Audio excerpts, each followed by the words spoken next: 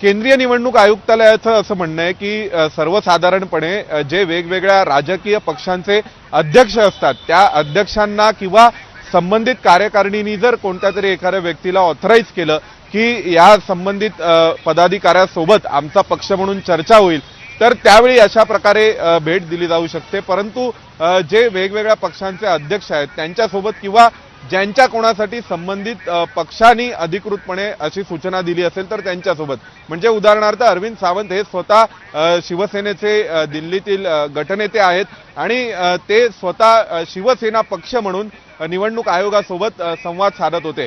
त्यामुळे त्यांनी शिवसेना पक्ष म्हणून त्यांची भूमिका मांडली आणि त्यांच्या वतीने ते येणार, त्यासोबत अनिल देसाई असणार हे देखील सांगितलं। पण तेव्हाच त्यांनी राष्ट्रवादी काँग्रेस शरद पवारांकडून कोण येणार आणि महाराष्ट्र नवनिर्माण सेना आणि काँग्रेसकडून कोण येणार याविषयीची माहिती देखील दिली। आता निवडणूक आयोगाच्या अधिकाऱ्यांकडूनच्या दृष्टीने एक कायदेशीर पेच प्रसंग असा आहे की महाराष्ट्र नवनिर्माण सेनेचं प्रतिनिधी मंडळात कोण असणार याविषयीचा निर्णय महाराष्ट्र नवनिर्माण सेनेकडून यायला हवा किंवा तो राष्ट्रवादी काँग्रेस शरद पवारांकडून यायला हवा किंवा तसाच तो काँग्रेसच्या बाबतीत काँग्रेसकडून यायला हवा।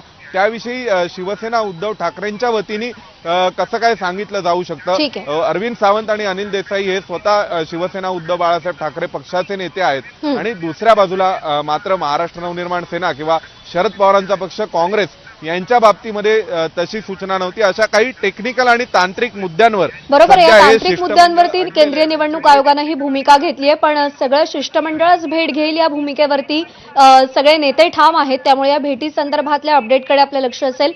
सोमेश, विनंती सोबत राहा, यानंतर आपले इतरही प्रतिनिधी आपल्यासोबत आहेत। आपण जाऊयात मंदार गोंजारी आपल्यासोबत आहेत, पश्चिम महाराष्ट्रासंदर्भात ते आपल्याला आढावा देतील। मंदार, पश्चिम महाराष्ट्रातल्या स्थानिक स्वराज्य संस्थांच्या निवडणुका या कायमच प्रतिष्ठेच्या असतात, रस्सीखेच त्यामध्ये आपल्याला प्रचंड असते।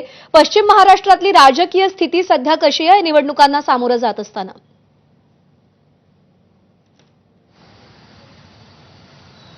राज्यामध्ये आपण पाहतो आहोत शिवसेना आणि राष्ट्रवादी काँग्रेस या दोन्ही पक्षांची शक्ल झालेली आहेत आणि राष्ट्रवादी काँग्रेसचं जे काही उगमस्थान आहे ते पुणे, पवारांचं होम पिच आणि त्यामुळं पुणे जिल्ह्यात अनेक ठिकाणी राष्ट्रवादी विरुद्ध राष्ट्रवादी अशी लढत आपल्याला पाहायला मिळणार आहे।